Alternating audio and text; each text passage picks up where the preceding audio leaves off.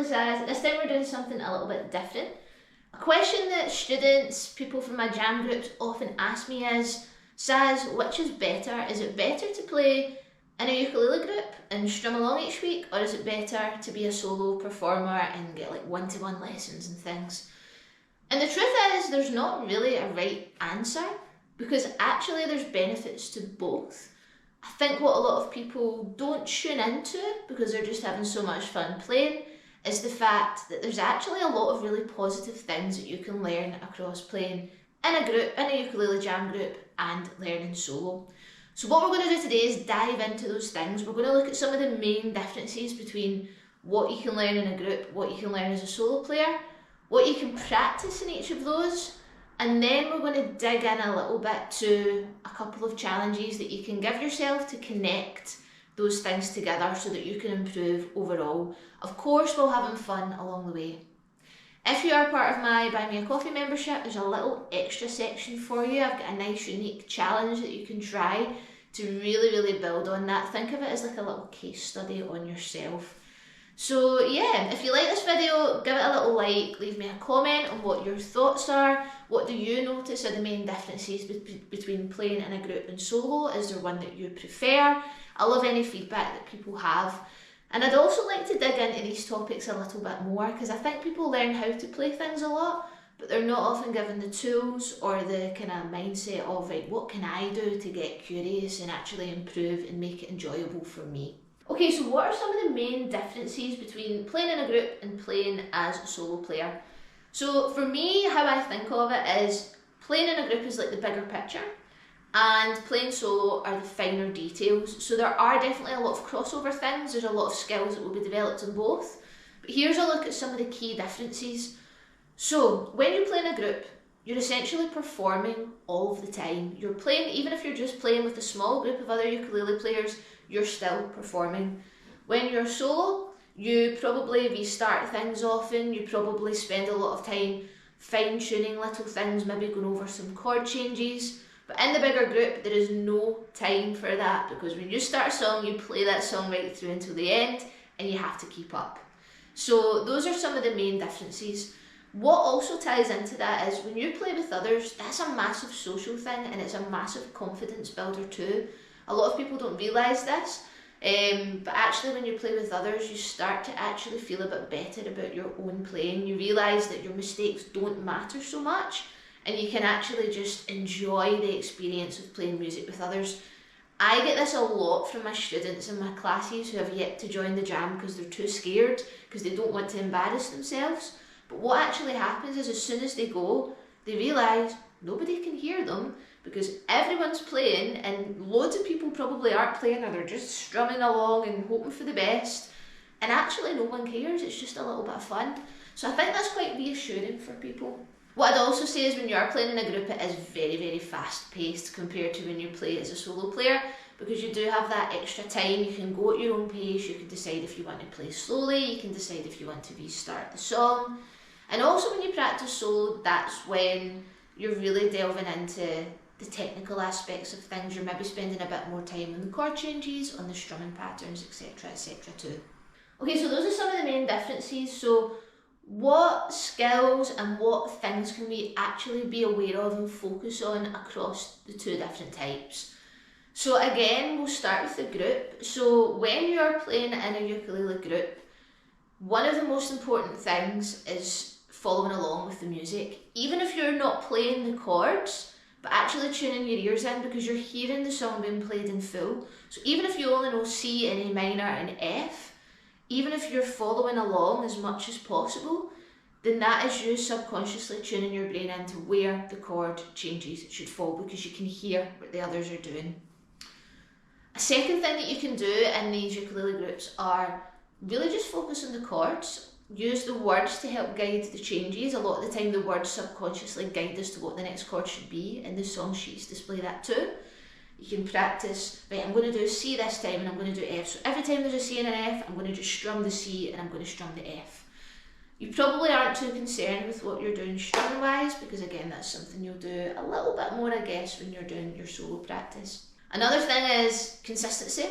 So I've mentioned it before, but playing through mistakes, or playing through, even if you've totally lost it, that's actually a skill in itself, is being able to keep up with the song and find out where you are and jump back in again.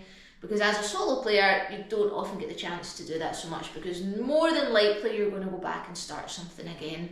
But that's actually a really good skill to have as a musician, because when you're a musician and you're on the stage performing, you cannot just go back and start again, because everyone's expecting the song to be played in full. So a lot of people don't even realise when musicians make mistakes, because they just smoothly glide on through it as if nothing ever happened. Now that is a skill. And actually tying something else in with that is your timing. When you're playing with others, you're actually getting used to playing at a certain tempo, a certain speed, and you have to play in time with others as well, because you all have to strum and change the chords at the same time. So that in itself can also be quite tricky. What you also might find, and never be disheartened on this, is the fact that when you play with others, some of those trickier technical skills that you can maybe do at home might not come through. And a lot of the time that's because there is a whole other layer of pressure added when you do have to play in time with other people. So never dishearten yourself if you feel as though you've went backwards when playing with a group, because all of these other things are being focused on, as well as all of the things that you practice as a solo player. This will make more sense as I explain it. So when you're a solo player, you probably spend a little bit more time on really those tiny details, your chord changes, getting to all of the right shapes. Your strumming in particular, maybe you like to pick and finger pick, maybe you have a lot of nice, really cool, intricate strumming patterns that you use, that as soon as you play that in a group, it's actually quite tricky, because everyone's doing something different. It might be a little bit too fast. So that can be a little bit of a challenge if you're trying to bring what you play as a solo player into a group. However, I do believe that because you spend a lot more time on the technical side of things, on the rhythm, on the strumming, on the chord changes, little riffs if you like to riff too, then actually that can make you a very, very proficient technical player.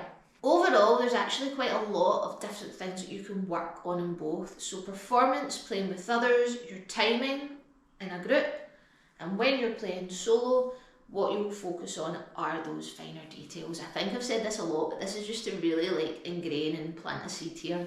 So you're probably thinking, these things sound really different, so how do we actually connect these things together? And believe it or not, there's actually a lot of different things that you can do to really elevate playing in a group, playing solo, and becoming a better ukulele player, and actually enjoying it too. So when you play in a group, there's probably a lot of songs, there's probably some group favourites that are played again and again and again that you have got so ingrained in here, at least for the words and the flow. So for those songs, those are actually really good to take home and not study, but have as like little projects. So there might be a song that you really like the chords from, and you know that the timing is a bit strange, there's maybe some quick chord changes. So get curious, bring that song home and look at a little section and see if you can figure out rhythmically in a count of 4. You don't have to do that all of the time, but actually it's a really good exercise that's going to sharpen the rhythm skills. So that's something you can do.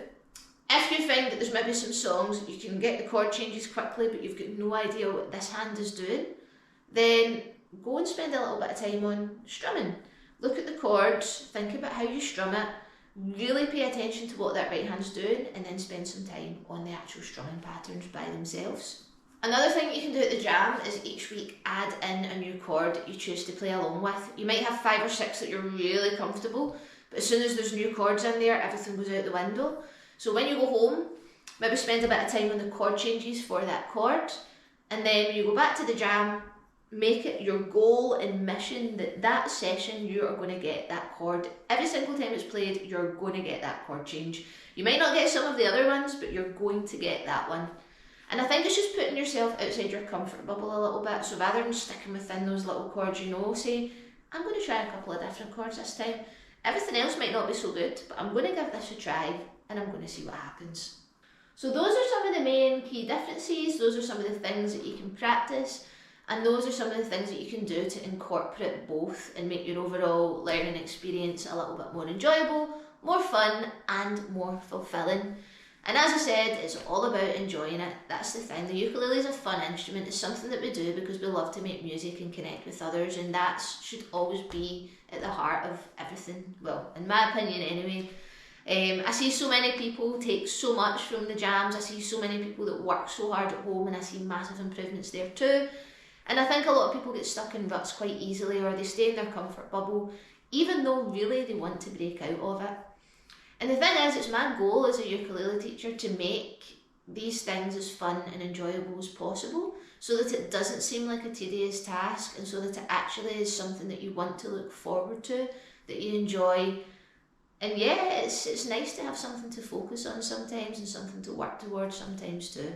So I've got a little extra special thing to share. So if you're part of my Buy Me a Coffee page, head on over there and you will see an extra challenge to really take ownership of how to combine your group and solo playing. I've also got lots of lesson materials highlighting all of the differences, the skills developed in both, the challenges that you can give to, again, make yourself a better player and overall performer. So yeah, if you really enjoyed that, if you'd like to see a little bit more of that, then head on over to my Buy Me a Coffee page at Ukulele Saz. You can join the Tab Shack where you'll get access to all of my previous lesson materials and resources too. So thank you for watching this. I'd love to hear your thoughts. So what are the best things that you enjoy about playing in a group, playing solo? How do you combine these things together, and what new things are you going to try? It's been really nice to share something a little bit different. I'm all about the practicing and the curiosity and the learning experience rather than just showing people how to do things. I think people are a lot more fulfilled when they can kind of take ownership of their own journey and actually enjoy it and see the progress that they're making. So let me know if you've enjoyed this video. Head on over to my Buy Me a Coffee page if you'd like even more. And let me know what you enjoy about your own practicing, what do you enjoy about learning in a group, what do you enjoy about your solo practice, and is there anything that you're going to do moving forward after watching this video today. Thanks so much for watching, and I'll see you the next time.